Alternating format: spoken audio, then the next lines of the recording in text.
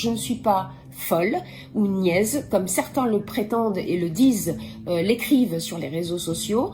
J'ai juste voulu aider une personne en croyant effectivement, je me suis fait avoir, je le reconnais, et c'est pour ça que j'ai témoigné, parce que je ne suis pas la seule dans ce cas-là. Je voulais parler de la fameuse Anne que TF1 nous a fait découvrir, qui a raconté son histoire avec du coup l'IA générée par un escroc de Brad Pitt qui lui a escroqué 800 000 €.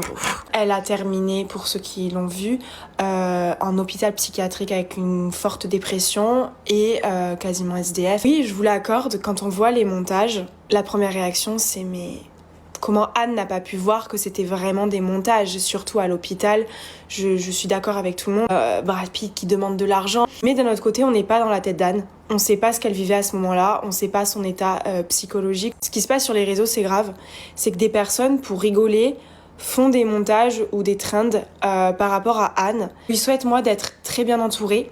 Et je pense que c'est des personnes comme moi qui ont une forte communauté qui devraient prendre la parole pour des réseaux, parce que les réseaux, ça peut être tellement dangereux, ça peut aller tellement vite. Il y a des personnes qui ont une certaine communauté sur la plateforme qui ne cessent de rigoler de ce qui se passe par rapport à Anne, sans forcément se rendre compte que ça incite un peu à un gros cyberharcèlement.